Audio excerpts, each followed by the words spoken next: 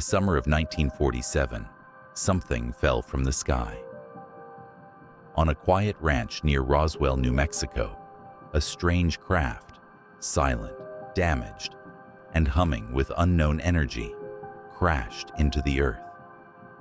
It marked the beginning of one of the most secretive encounters in modern history. But what followed was never meant to be known.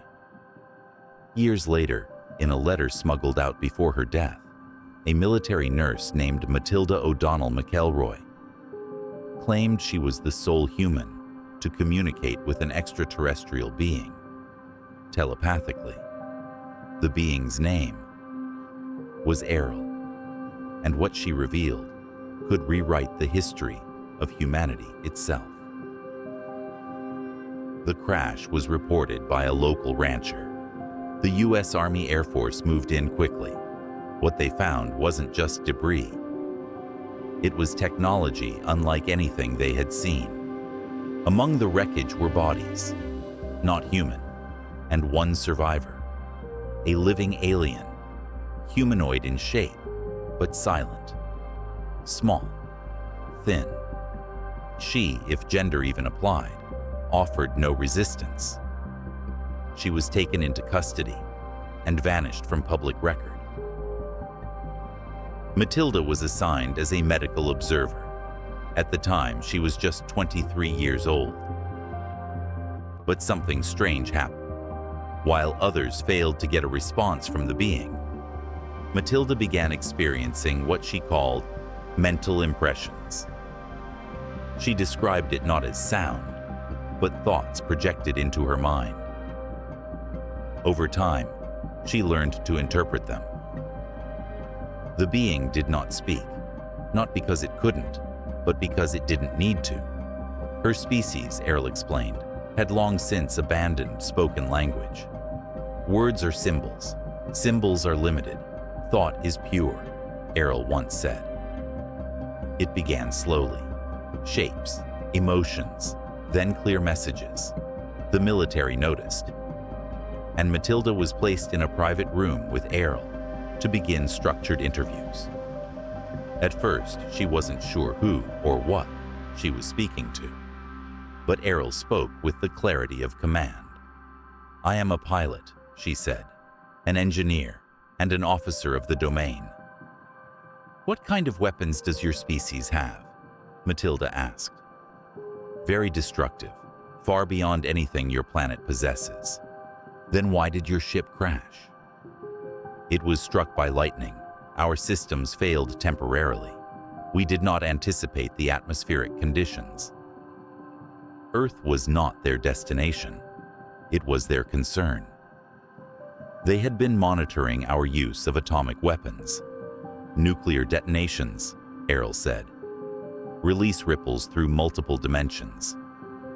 "You are playing with forces you do not understand," she warned. Her mission was observation, not contact, until the crash. Airl belonged to a vast ancient civilization called the Domain. They do not eat. They do not die in the human sense. "I am not a biological being. I am not a physical entity. I am an IS-BE, immortal spiritual being," she said. "I control this body as one would control a tool." Airl said she was currently stationed nearby, on a domain base hidden in the asteroid belt of our solar system. She also mentioned a secondary base on the far side of the moon. From there, she and others observed Earth's development. Matilda asked if her people had a symbol, something to represent who they were. Airl projected an image into her mind, a radiant emblem symbolizing the origin and boundless reach of the Domain's civilization, united across the known universe. The Domain had been expanding across galaxies for trillions of years, but Earth was not new to them. Thousands of years ago, a Domain battalion of 3,000 officers was stationed in the Himalayas, hidden by a projected illusion and shielded by a force screen. One day they were ambushed, destroyed by the old empire using a secret base on Mars. The attackers were part of what Airl called the Old Empire, an ancient regime that ruled this part of the galaxy for millions of years. Brutal, controlling, obsessed with order. The Old Empire created Earth's prison system, a planetary cage where IS-BEs are trapped, erased, and recycled endlessly.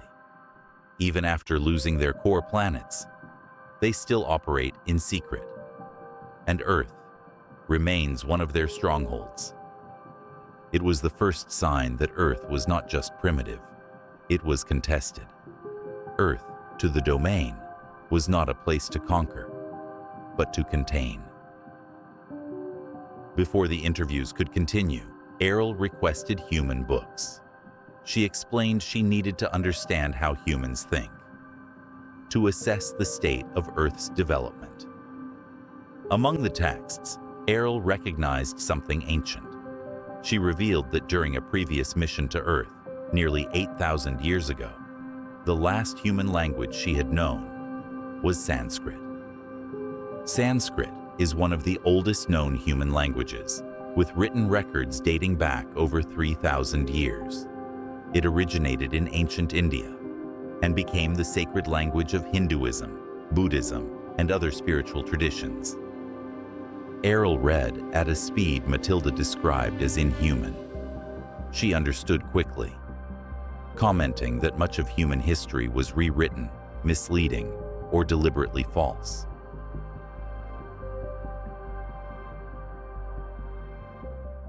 The system Airl described wasn't symbolic or religious.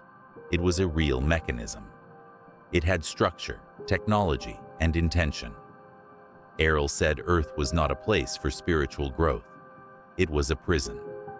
What people call reincarnation is not a natural cycle.